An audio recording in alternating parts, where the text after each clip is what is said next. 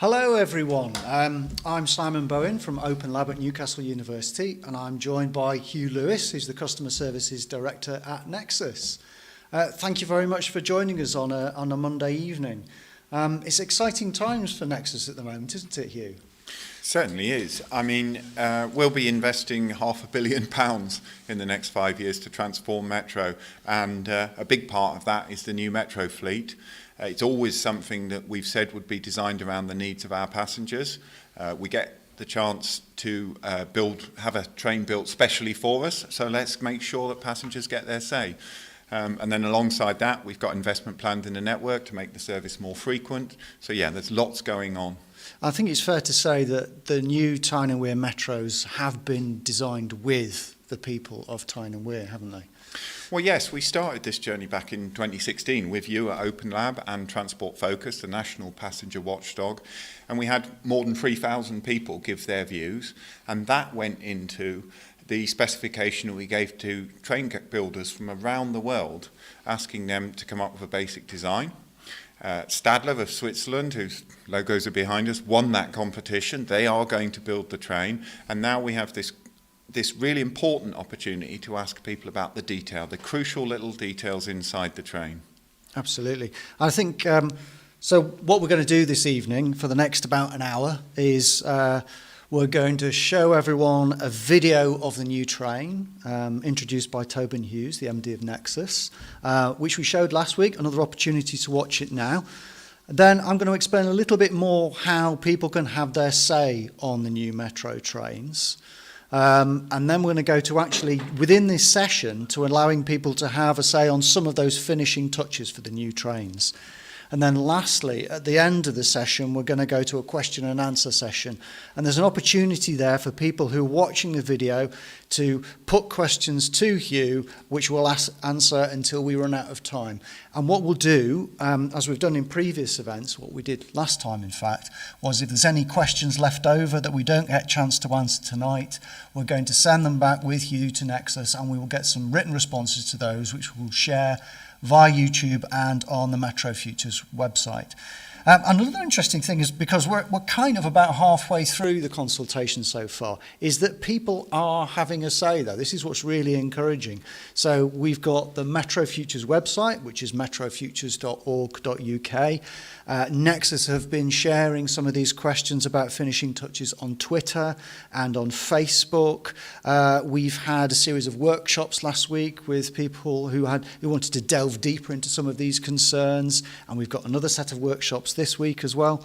And I think we did a bit of totting up of the numbers last week, and it was about 10,000 responses as of Friday last week, 10,000 ways of input into this. That is incredible when you think about it. It's 3 times the consultation response we got 4 years ago.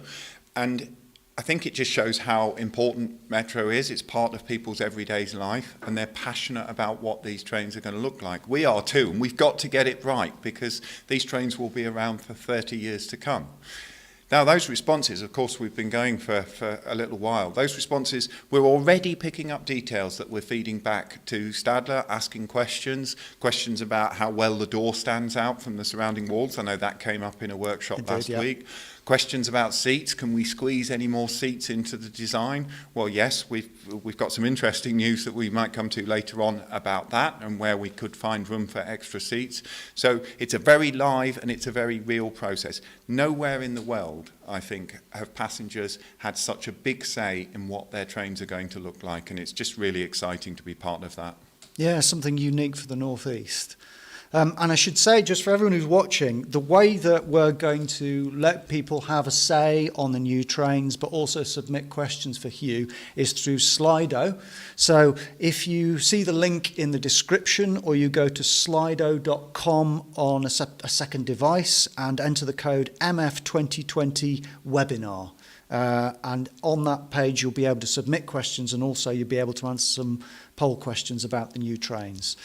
So we've got a short video to show now, which is going to be a video of the new train introduced by Tobin Hughes, who's the MD of Nexus.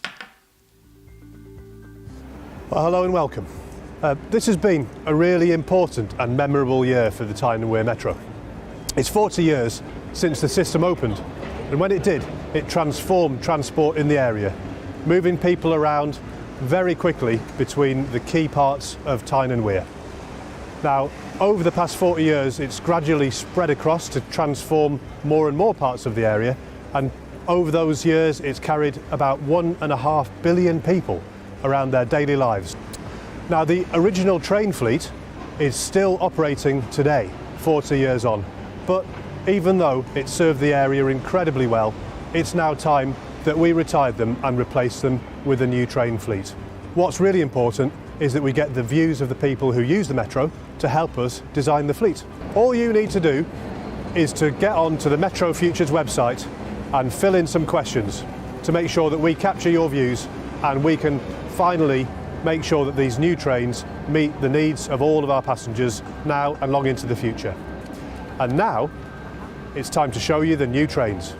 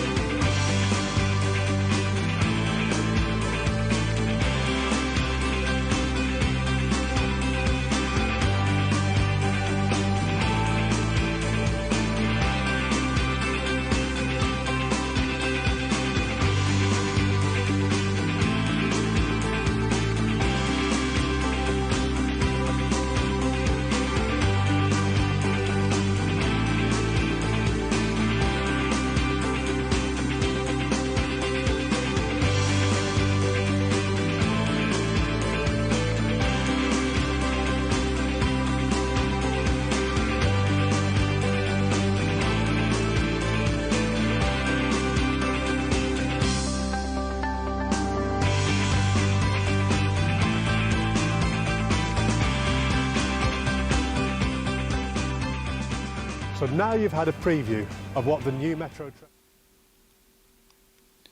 Okay, so there it is, the new Metro train. I should say it's shaping up nicely, but there are some things that are still up for grabs, the finishing touches of the new trains. And what we're doing in this consultation, I think, when we've been talking about it to others, is doing two things.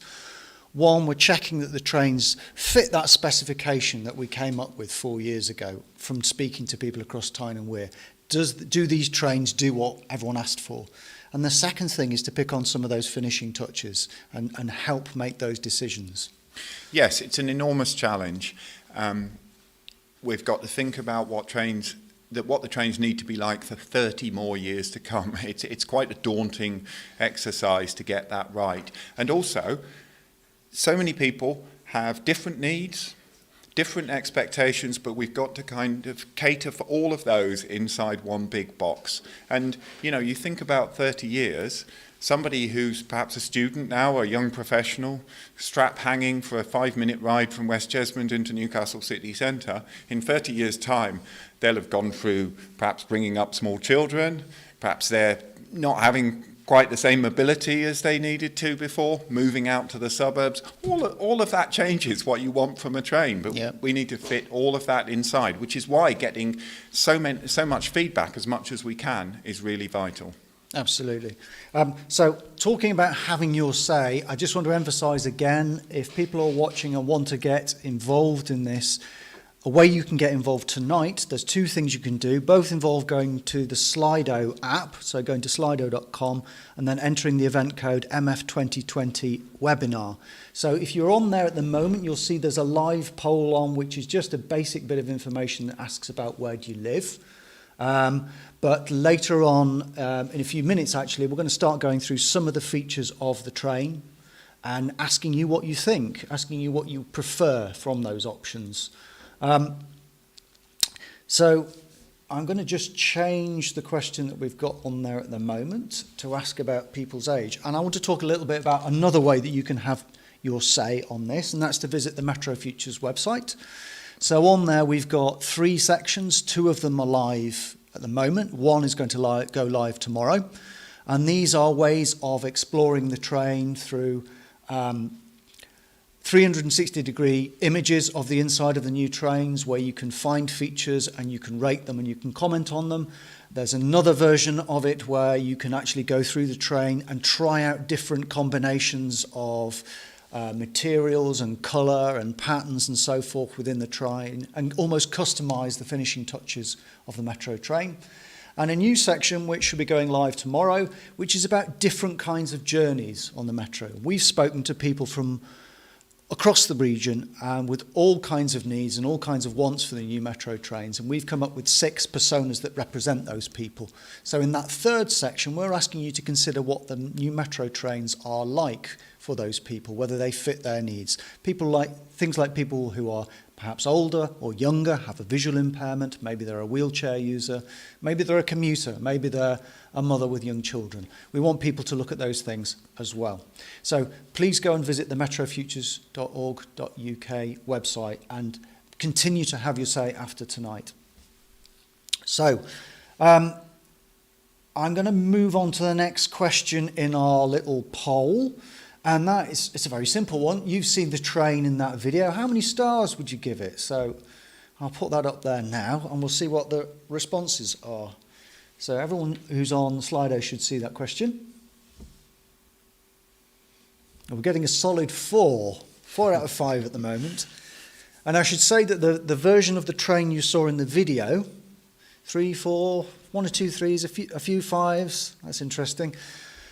The version that you can see in the video is one version with some of the features are fixed, but some of the features that we're going to discuss in a minute are still to be decided on, and that's where we need your input on, and that's what we're going to do in the next section. So I'm going to move on now. So what we have is we actually have a digital mock-up of the whole train. We're going to go through this digital mock-up and explore it and show you some of the different options that are still up for grabs, some of these finishing touches for the trains.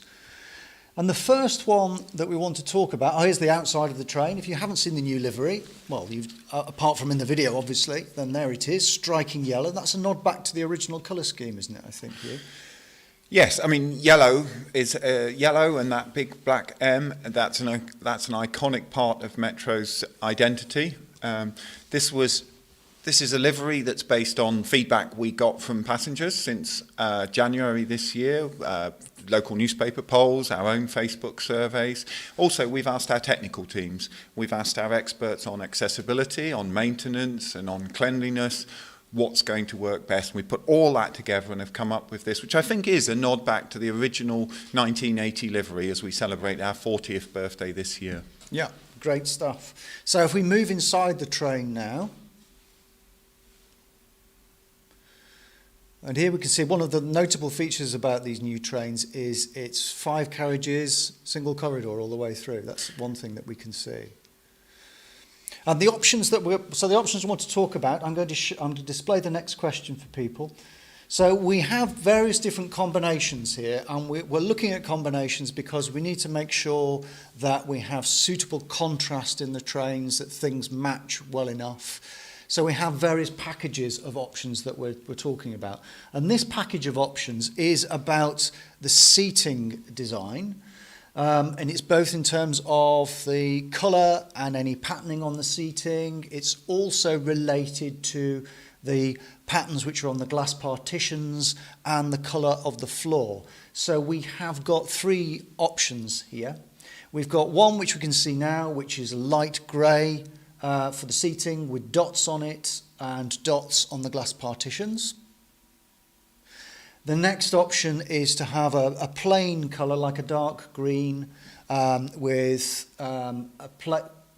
stripes on the glass partitions. And then thirdly, we have a dark grey with the Metro logo and again logo on the glass partitions. And I think we can show you those again, but at night. So this is something it's quite nice to be able to do on this digital mock-up. So it's important that these colours and these contrasts and these patterns work both obviously in the daytime but also during the night time and in tunnels. Yes, it's dark quite a lot up here in the northeast of England, isn't it? So I think it's really important that people see a bright metro that they feel confident about travelling in. The open plan layout scored very highly in the original consultation, and that's why we asked Stadler to bring that forward as a design. But colour's really important, and the priority seating. Do we want that to stand out? So it's a different colour seat to the rest of the train. Is that a good idea? Will that be better for people who need those seats?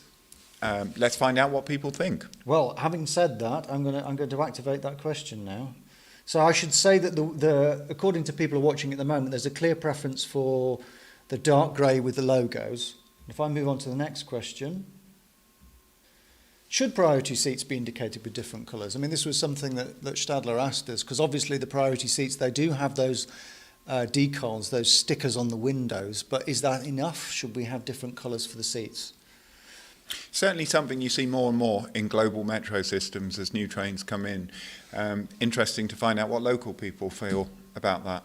I think there's a overwhelming yes, they should be, in terms of the colour of the priority seats.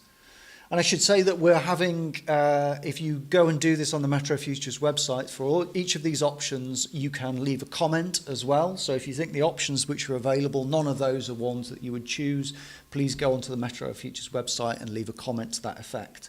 I know we've had discussions in workshops last week where we've been exploring perhaps slightly off the palette there that we've got in terms of options, and they still might be possible. That's valuable feedback to give to Nexus, so please do let us know. So I'm going to move on to the next question, and this is about, again, it's about a package of options here. So if we move into the doorways a little bit more, so we need to have a particular combination of colours and materials for the grab poles and for the doors on the way in, and the floor markings as well. So we can see all of those there. And I should say that part of the consideration for these options is that the grab poles do need to stand out against the doors. It was something that our staff pointed out when we began to look at the interior design. If you have a visual impairment, it doesn't have to be much of a visual impairment, then you need to be able to pick out details quickly, instinctively actually. And a pole the same colour as a door, it will merge into the background as you step on. That's why it's got to be different. The question is, which of the options? Yep, indeed. So that's the first option there, is a yellow door with a metal pole and the floor markings are yellow. The next option is a grey door with yellow poles, and I should say the poles, you can see that the colour of the poles carries on throughout the remainder of the train as well. And then the third option is a yellow door, grey pole, yellow floor marking. And then lastly, grey door, metal pole, white floor marking. And again, we can probably look at those in the night time as well. And the great thing is people can go to the Metro Futures website and they can do this in their own time and play with the combinations. Absolutely, and we would encourage people to do that, because we're making decisions as we step through this model according to what people are saying through the Slido polls. But if you're experimenting with what combinations work with others on the Metro Futures website, it's up to you. It's entirely up to you. So by the time you've got to this point, you've already made a decision about the seat colour, for example. So we're getting a strong preference for yellow, well, slightly stronger preference for yellow door, grey pole, yellow floor marking there.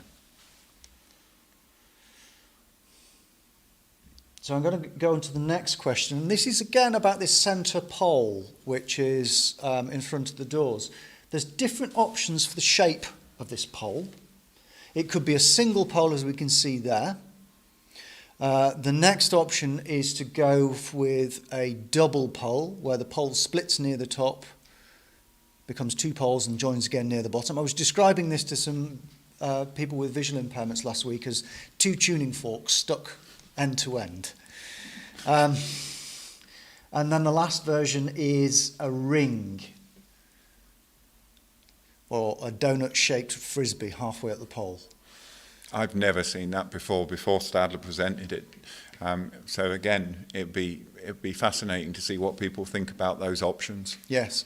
And I would encourage people to go to the Metro Futures website and look at this again. In particular, we've got the Your Journeys aspect of the website, which is going up, and which asks you to think about things like this centre grab poll from different people's points of view. So what you might prefer visually, aesthetically, might not necessarily be what works for some other people. So thinking about different kinds of passengers and how they might use the trains.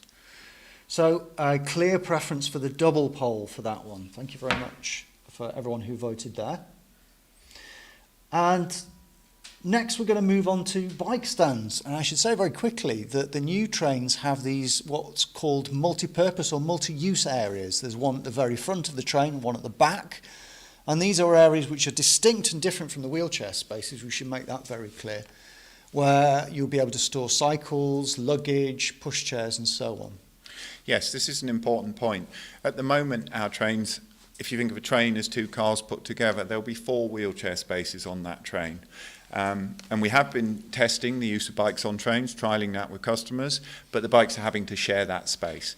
That's not acceptable going forward. It's not fair on the wheelchair users. And we have 50,000 wheelchair users every year, so it's important we think about that.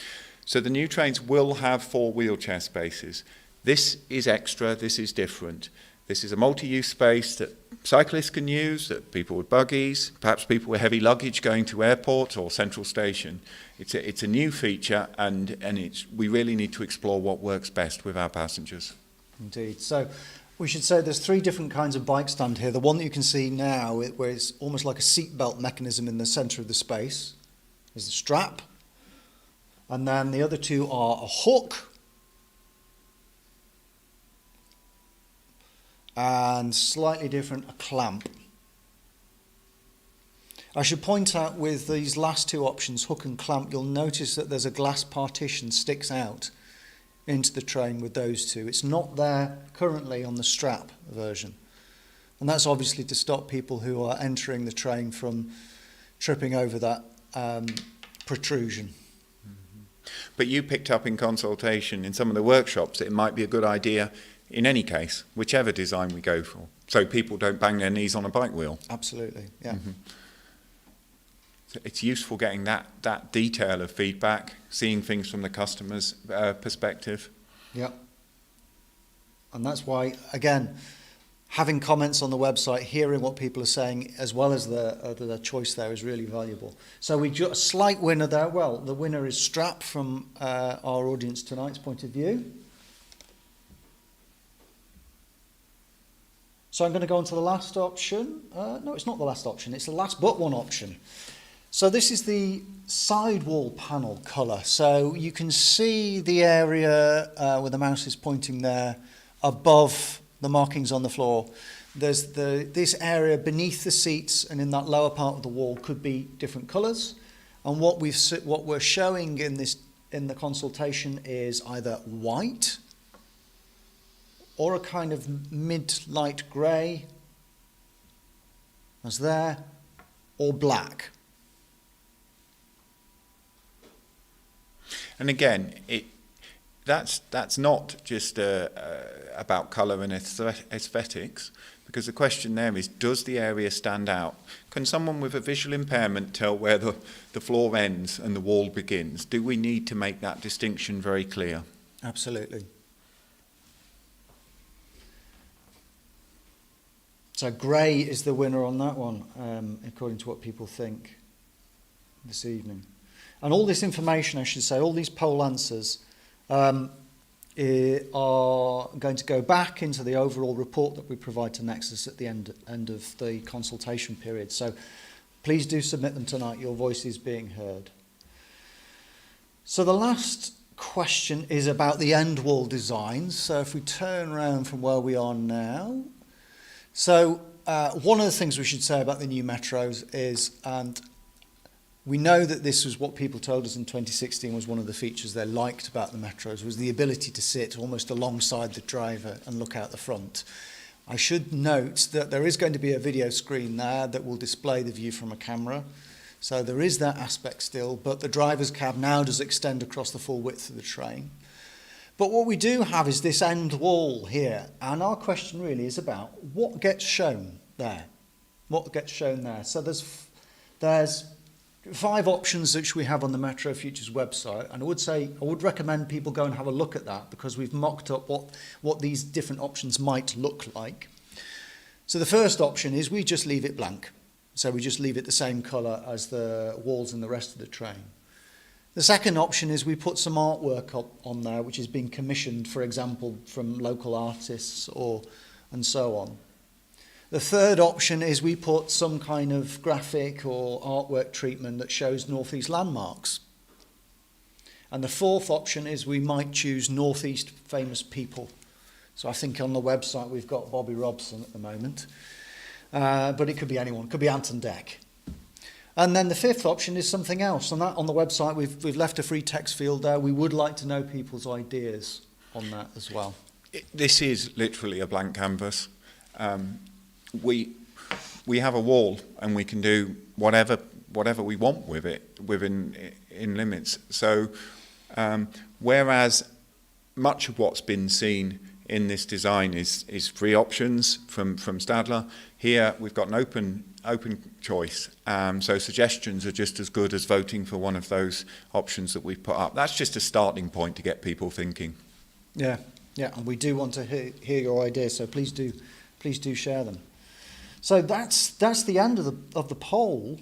And now what I'd like to move on to is the question and answer session. So we've been giving you the opportunity to ask questions throughout whilst we've been talking. Please do continue to submit questions. We're going to try and get through as many as we can in what remains of this evening. As I said before, if we don't get a chance to answer everything, we will send those questions back to Nexus with Huw and share the responses as and when we get them. We also have some responses from the launch event as well, and we'll combine that so that we have a set of responses to questions that have been asked in these sessions. So, I'm going to start with the first question here, which is from Adam. How many standing and seating seats are there available compared to the old stock? What's the capacity of the trains? So overall, the capacity is about 600, but we've gone for a much more open plan layout. That came out quite strongly in the first consultation that we did before the design process begun, and that's why you see those linear seats, as we call them, along the sides. There's less seats, I'll be honest about that. It's gone down to 104 from about 128 now, although I think actually in practice the difference would be smaller. And that's because when you think about how the train actually gets used when it's kind of quite busy, you don't want to squeeze over somebody's knees to get to an inside seat in those banks of sofas. So we find that a lot of seats, people actually stand even though there's seats available, because we're all polite and a bit awkward and we don't like to squeeze past people. So I actually think that in day-to-day operation it won't make a great deal of difference. Having said that, we got some feedback about could we squeeze more seats into the design, and I can tell you tonight we've just been talking to Stadler in the last week about that. Some interesting ideas coming back from Stadler about tip-up seats in those multi-use areas, in that bike and buggy area. Would they be in the wheelchair spaces as well? No, absolutely not in the wheelchair spaces. It's really important that those wheelchair spaces are kept clean and ready for when a wheelchair user needs them. But in the multi-use areas, perhaps we could put, instead of these perches that you can see on the screen there, could we put some flip-up seats in there? And that's got the potential, if we did that all the way through the train, to add another 12 seats to the design. How do people feel about that? I mean, that's a new suggestion, but it's something that we'll continue to test with customers to find the right balance. And there was a kind of related question we saw about this earlier on, which is from Ben, saying that now that working from home permanently dampens peaks, why do we still have limited sideways seating and limited bike spaces in the new train design? It's a good question, because we're all thinking about what difference COVID's going to make. Of course, as I said, we're designing a train for 30 years, and it's difficult to see that far into the future. But certainly with that in mind, I still think there's a case for the open plan the open plan layout that we've gone for. And actually, at the moment, we've got about half the number of people travelling on Metro as we had before the pandemic started. I think that's going to grow over time, and perhaps 3 or 4 years from now we'll be back to normal. And even with half the number of people, there's still, during the peaks, there's still a noticeable peak. Not so many people coming into work into offices, lots of people coming into schools and colleges and universities. So it does get quite busy. And what the open plan layout offers is the ability to move around easily, to have that much more distance from the next person. So I think whether we're thinking about COVID or we're thinking about a period after that when Metro gets much busier again, I think the open plan layout does work. Thank you very much. So a related question about seats. Trains look great, but we really need more seats. Can we change this at all now? Well, as I say, still something that we're talking to Stadler about now, potentially another 12 seats there in those multi-use areas. Flip-up seats so that when the train's quieter, if people are bringing bikes on off-peak, then there's plenty of room for them, but perhaps when the trains are busier, people can sit there instead. Now, hopefully that's the right balance to meet everybody's needs. Yeah. A question here, will there be good aircon, as I can't see any windows? Yes, I mean, the great thing about these trains, they will transform the customer experience, and I can say that with confidence because the trains that we're using now were designed actually in the late 60s, early 1970s. It's a bit like moving from a Mark I Ford Cortina to the latest car coming out of the Nissan factory in Washington. And one of the things you get is air conditioning as standard. So yes, there'll absolutely be, rather than opening windows, there will be air conditioning throughout the train and much better climate control than we have at the moment. So I'll use this to bring up a question that came up in one of the workshops this week. And somebody was asking about, in regarding to the air conditioning, would there be any filters fitted? And they were talking about HEPA filters and possibly antiviral filters and so on. We're working with Stadler on what can be done in terms of antiviral. Of course, that's in everybody's minds at the moment. Specifically HEPA filters, that's not possible on a train this size. We looked into it with Stadler, it can't be done. It's because the air intake for a HEPA filter has to be that much larger. And there's just not the space to squeeze that in. But there are other measures that are being developed, and we're at the cutting edge. Just as the whole of this train is state-of-the-art, is at the cutting edge of train design, we'll be seeing what can be adapted to bring into the air conditioning system. Okay, thank you. I should say, if anyone has any questions they'd like to see a particular area of the digital mock-up, please do let us know through the questions. We're able to move around the train and zoom in on particular features. We can try out some of those design options for us. Just do let us know through the questions on Slido, and we'll try to accommodate that if we've got time. So, a quick question to answer here. When these new trains come in, will the Metro logo be changed? No, the Metro logo is iconic, and I would say that London's not going to change the logo of the Underground, and why should the North East of England change the logo of Metro, which is one of the most recognisable icons of the region, and I think something that stood the test of time. Okay, so a simple answer to that question. Thank you very much, Huw. Another question, will the interior lighting be adjusted to the outside sunlight to preserve energy? That's a really good question. I have to say I don't know the answer to that. What I do know is that these trains will use 30% less energy than our current fleet. That's enough to provide electricity for every house in Tynemouth. And so there's a huge energy saving in general because the motors are 40 years newer and more efficient, because we're looking at something called regenerative braking, where as the train slows down, it feeds power back into the wires for other trains to use. The kind of thing you see on electric motor cars, isn't it, I think? Exactly. It's something that it's something that I think Stadler are keen to take forward with Newcastle University. Again, quite cutting edge in terms of light rail technology, but overall, we will be saving energy, as I say, 30% less than the current fleet. So another question from Ben here. The platforms on the north to south underground axis are longer than the train. Will there be provision to add centre cars as happened in Marseille in 1984? You're right, Ben. There's spare platform space. Sometimes when you're leaving the stations, Jesmond's a good place to see it. There's that little extra space. So there is potential to make trains longer. The modelling we've done would suggest that's probably not going to happen in the lifetime of this fleet, but it's there if we needed to. Okay. That's made me remember another question from the workshops, actually.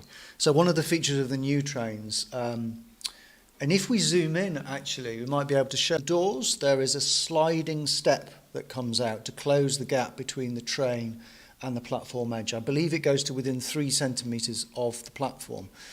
Now, somebody asked this, I think, last time, and somebody certainly was asking it in the workshops last week. What about differences in height? Yes, it's a good question. Metro was built and it opened in 1980 as the first fully accessible system for wheelchair users.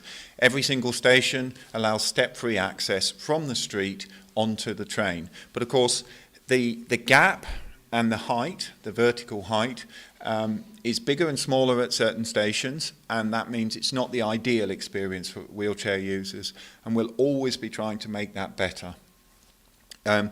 There are a number of platforms where the height's not right, and we're going to be working on those platforms to raise the height before the fleet comes in. The fleet's coming in 2023, I believe, is it? That's right. So that work's already started. Sometimes when there are line closures for other purposes, an engineering team's going in to do that, so you might not notice the station being out of use. But those platforms which aren't the right height will be brought in. I think it's about 9 platforms across the system that really need working on. The ones we really can't quite do such a good job on are curved platforms. We're stuck with them. That was something that came up in a workshop, actually. And of course, Tynemouth is the classic example that people always talk about. Popular station, the weekend market, but it is a listed building that we use, and it's got quite a sharp curve. The sliding step is a huge advance, and it will make it easier, though not perfect at Tynemouth. Stadium of Light in Sunderland's also got a slight curve on it, much less noticeable, but we're aware of that. But it will make it easier, and I think at most of our stations this is going to be a game changer. Thank you. A comment here that the end wall screen would be great, vertical and bigger. You could show a map and info with live camera feed and have information about the area that the train is in at that moment. It's interesting about using that for a system map, actually. I hadn't thought of that. I think from the first webinar we did, somebody suggested that you could put maps on the ceiling. That's something to think about. I'm not quite sure how you would look up for them. But the end wall, yeah, that has real potential. Somebody's asking, actually, and Nicola would like to have a look at the passenger information screen above the wheelchair area, if we could find that. So here's one now, if we have a look up at that. I should say these are the contents of this screen are still to be decided. But what we are asking people to provide us some input on during the consultation is, are there enough screens? Are they in the right place? Do they work for different kinds of passengers, different kind of journeys? Yeah, I mean, it's another brand new feature, a digital display in that location. It's not for advertising. The advertising will be in cards and panels to one side. This is all about customer information. And because it's a screen, again, we really have the opportunity to open that question out. What do you need? Information as you pull into an interchange about the next bus departures or the next train departures. Could we do that? Information about how full the carriage is. I'm not sure, but I'll be fascinated to hear people's views. And I should say that that's not the only screen on the train, because looking down the train, you see a next station screens at regular intervals there. It says airport at the top there. So that's a given, that next train screen and the audio that goes with it, telling you where the next stop is. But what can we do with these new information screens? Somebody suggested information about good behaviour, about the right things to do on trains, storing your baggage, or indeed reminding people to pick it up before they get off. There's a couple of things that came up in workshops, actually, I'll just raise here because I think they're relevant. One is about information provision, and it was particularly for people with visual impairments, and it's what kind of information is going to be given over those automatic audio announcements. How is it going to, what's displayed on the screen is going to be reflected in audio announcements? It's a good question. The audio announcements that we have on the trains now are probably very similar to what we had imagined in the future. So if you think it concentrates on what the next station is, with some information about amenities if it's a major station. So this is a change station for National Rail services. I think at Haymarket it's for city centre shopping, because that's an easier station to use often than the Monument. So we're trying to encourage people a little bit to do that. Be interesting again to kind of make that an open question. What else could we announce? There is a limit because there's only a minute or two between stations, but let's hear ideas. Yeah, and there was a comment that we will feed back to Nexus from one of the workshops, which is about which side you disembark the train from, particularly for visually impaired users, because it's not always consistent, is it, across the network? There's one or two stations where it isn't. That's really interesting because thinking about what you can do with audio where you are limited by time, it's a simple few extra words, isn't it, that can make all the difference. So it's a really good suggestion. So I'm going to go back to the questions from people watching. Will there be underfloor heating in the winter? There won't be underfloor heating, but the air conditioning will create a much more even temperature than our current fleet with its rather crude heating system. Yep. And a couple of questions about connectivity, and in particular about Wi-Fi on the new trains. Now that's an interesting one, isn't it? What do people want the most? Do you want Wi-Fi that you can log into? So you settle down on the train and find the Metro Wi-Fi and turn onto it, so that obviously you're using Metro's bandwidth? Or is it connectivity that's more important? The idea that perhaps stepping all the way from the street onto the platform and then onto the train, you have an uninterrupted stream. Be interesting to know how people feel. Wi-Fi is interesting because it's very much considered a standard on trains. And yet very few people actually use it. It's quite expensive to provide, and right across the UK rail network, it's actually only around 4 or 5% of people, up to 8% on some services, actually use the Wi-Fi. And that's probably for two reasons. One, our connectivity's got better in general, and the price of bandwidth's got cheaper. So it'd be interesting to hear from passengers. So we're talking about connectivity and bandwidth. It's your connectivity through your mobile phone contract. Exactly, through your contract, where you might be getting 30 gigabytes a month for £20, and it's more than you can possibly use. So what should we concentrate on? Giving you that seamless connectivity through your journey, or allowing you to connect to our bandwidth, if you like. So are both those options on the table at the moment for Nexus? Yes, absolutely. Yeah. Okay, so please do let us know about that on the website. We are asking people through the Your Journey section and through the Explore sections, you can comment on connectivity issues. What would you like to see? Would you like Wi-Fi, or would you like to be able to carry on connecting to your mobile provider even when you're underground? So going back to some of the questions that we have here. Will information screens show airport arrivals, departures while approaching the airport? It's a possibility. Yep. Yes, definitely. And I think it matters as well. It's not just the airport. It matters at somewhere like Central Station, where you could see what platform your train's going to be on upstairs, even when you're arriving at downstairs on Metro. Yep. And there's a bit of feedback here from Liam about the maps. By the maps, I think, I'm assuming, Liam, that you mean the maps which are printed and shown here. They look at making the maps much bigger, way too small at the moment. Yes, they are tiny as they're shown there. I should say that the digital mock-up, there are various elements of it which are almost placeholders, and some of this printed material, I think that's one of those things, so almost certainly that is too small to be usable. Yes, it's definitely something we're looking at. The whole spread of printed information through the train and what works best for customers. It's something that obviously we can pin down quite late, but again, the responses to consultation, I'm not surprised by that feedback from Liam, but the responses to consultation will inform where we need to put the effort. Okay, thank you very much for that, Liam, and thank you very much for your response. So Jordan says, I think everybody likes the M graphic seats, but I think less M and less angled line graphics, same with the vertical screen dividers, a bit overpowering graphically. Thank you very much for that, Jordan, that's a good point. We will include that in the feedback. Yes, I can imagine on a Monday morning it might be a bit much. Liam asks again, on the topic of aircon, how will this be controlled?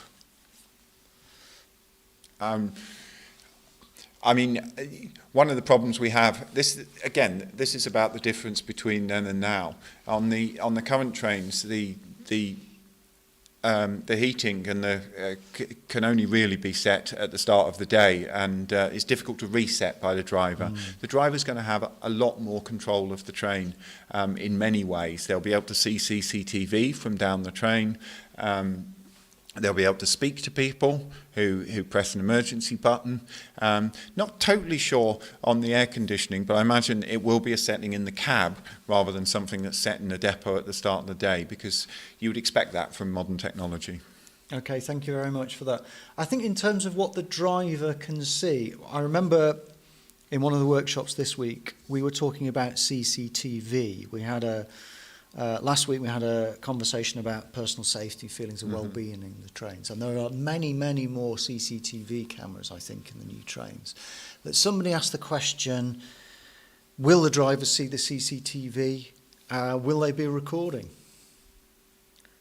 They will definitely be recording, and the plan is that the driver can see the CCTV, yes. So they'll be able to see what's going on in the train behind them, absolutely. When we put CCTV into the current fleet, it was retrofitted. It had to be squeezed into a car that was never designed to have CCTV. So there were big limitations on that. It works well at the moment. The picture quality is quite good. It's a real pain to download, I have to say, and it has to be downloaded. What we're looking at now is something that the driver can see, as I said, potentially something that can be seen in the control centre at the same time, and certainly something that the train can download immediately as it passes through South Gosforth, just as it's going through, rather than something that has to be taken away into the depot. So there's a number of big step forwards on CCTV. So we could see faster response times if incidents are spotted on CCTV? Yes, absolutely. Live responses, basically. I mean, at the moment, a train advertises numbers to alert the police or our control room to start to an incident. But this will very much speed up response times. There was mention at some point of showing the CCTV footage on some of the displays inside the train. Is that still possible? What do people think? think? We talked earlier about the digital screens above the wheelchair areas and other points around the carriage. Does that help your feeling of safety and security, your feeling of confidence of travel? Does it perhaps deter somebody who might be tipping towards antisocial behaviour? Is that the right thing to do? I mean, it's definitely something we need to hear what passengers say. And we are asking people that question on the Metro Futures website, so please do go on there and let us know what you think. Right, coming back to some questions. Top question here. Will it affect journey times? I know there's been conversations in the last session and in workshops about the reliability of the trains and about journey times and so on. How will these new trains change that? The trains won't go any faster. They will be much more energy efficient, but they won't go any faster. Actually, the gap between most stations on the system means you don't need a train that goes beyond 80 kilometres an hour, and if you were to design that in, you're designing in power that you don't really need and a higher energy cost. So 80 kilometres an hour is the same as the trains do now, 30% less energy to achieve that, which is really important. The trains will be at least 15 times more reliable than our current fleet. So when you think about journey times, the one big thing that affects journey times is if something goes wrong. And you know, a train is taken out of service and you have to wait for the one behind. That will cease to be a big issue as these trains come in, because they will be so much more reliable. And if I can put that into terms, at the moment, our trains go about 6,000 kilometres to 8,000 kilometres between faults, which means that we would expect, with the number of kilometres we run every day, you'd expect a fault 2 or 3 times a day. Now, with these new fleet, we're looking at 60,000 kilometres, which means a train will come out of, a train will have even the most minor fault, affecting perhaps a few minutes of delay, only every few days. So journey time will improve because reliability will improve. And I just want to talk about another project. I said at the start of the webinar that we were spending more than £500 million between now and 2025. Most of it is on the fleet. Mm-hmm. The other thing we're pursuing now with government funding is a scheme called Metro Flow, which is about removing pinch points on our railway network that stop us running a more frequent service. Mm-hmm. That's going to be delivered as the new fleet comes in, and that means that rather than there being a train every 12 minutes on the suburban parts of the network, there'll be a train every 10 minutes. So again, the trains don't go any faster, but the journey time's reduced, because if you're just turning up at the station to see what time the next train is, it will come that much quicker. If you're changing at Pelaw or South Gosforth, again, your connecting service will come that much quicker. So it's not so much the trains as our bigger and wider investment programme that's going to speed up journey times for you. Okay, thank you very much for that. I remember that was an important consideration last time we were talking. So Liam asks, firstly, can we see more of the cab? And that's one of the things that we should look at, because when you go on the Metro Futures website, we aren't showing the cab at the moment. Perhaps we should. So we can go inside and we can have a look at the cab. And we'll have a look at the cab, but I'm going to ask you another one of the questions that Liam's put forward whilst we're doing that. Will the network be expanded to Durham, Metro Centre, etc.? Well, I hope so. I mean, we're always looking to expand Metro. And we've not been unsuccessful. We got to the system went to airport in the early 90s, and it went through to Sunderland and out to South Hilton in 2002, and people said that would never happen, and we did it. And we've added stations, of course. We've added stations at Simonside, at Northumberland Park, and we'll continue to look for those opportunities. It's never easy and it's never cheap. That kind of expansion needs hundreds and hundreds of millions of pounds of funding. That must come from government, and it's got to be backed up by a business case that shows the economic benefit we're going to be delivering. But we never stop trying that. There's a couple of things about these trains which I think are important in that respect. One of which is that they're going to be around for 30 years to come. We've solved that problem. We have the investment. This is going to happen. This is reality. And that gives us a great bedrock to move forward, alongside the £350 million we've invested in things like track and overhead line in the last decade. So we're in a good place now to say the network that we've got's in good shape. Let's look further afield. The other thing is a new piece of technology on these trains, which is batteries. Mm-hmm. So the trains will work with overhead line, as they do at the moment. You can see the overhead line just at the back of the image there, the pantograph going up. But they will also have a battery. Now, that's great if something's gone wrong with the overhead line, because it means that a train, instead of being stopped dead in its tracks, can go through a section where there may be a problem with the power supply. But it also means that when you start to look at expansions, it's that much more economic, cheaper actually, because you don't always need to put up overhead lines. And short expansions, Durham's been mentioned. It's a possibility. not down the East Coast Main Line, but going through Washington and Penshaw in that direction into Belmont. Places like Seaham. Just those short extensions, that becomes much more possible with this design. And with the the partnership we've got with Stadler, we have the opportunity to add to the order if those things were to come out, or to add new fleet. So we are working hard. We're looking for the right business cases, and we do want to see Metro expanded. That's great. And I should say, actually, although the Metro Futures website doesn't have the driver's cab there is another part of this consultation, which is, I know that somewhere there are a load of Metro drivers wearing VR headsets exploring the new driver's cab. It has been very much laid out with the drivers in mind as well. Yeah, I know the current Metros, there isn't a lot of room in there. No. The drivers are having to do a lot in a small space. These new Metro trains have been designed with the drivers in mind as well.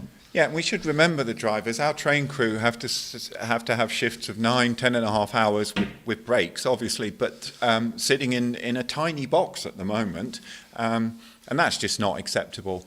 And so now they're going to have a full width cab. We'll all have to get used to not being able to pretend to be drivers anymore, because we won't have that front seat. But you're right. At the moment, the drivers are going through their own consultation process, a lot of VR. They're working with a simulation of the desk that they will have in front of them. Mm-hmm. And we're really learning, for them, it's the micro detail of, are the switches in the right place? Are the knobs and buttons intuitive? And of course, the other reason why they'll need a much bigger cab is all that extra functionality I talked about, the ability to look at CCTV, to see what's going on behind in the train, to talk directly one-to-one to passengers. Yep. So all of that needs a bit more space, and the ability actually to have a trainer and assessor alongside the driver in the cab. Yep. Do you know, a few years ago I was lucky enough to go for a ride in a new train on the District line in London, and the driver who was there, I'll never forget what she told me. She said, we got these new trains, I wondered what it was like, but actually every day I look forward to coming to work, because they are such a pleasure to drive. Now, our drivers are vital to Metro, and we want them to be able to say the same things about these trains. Absolutely. So we've only got a few minutes left, so there's a few questions I think we've dealt with. The units do have regenerative braking. Thank you very much for that question.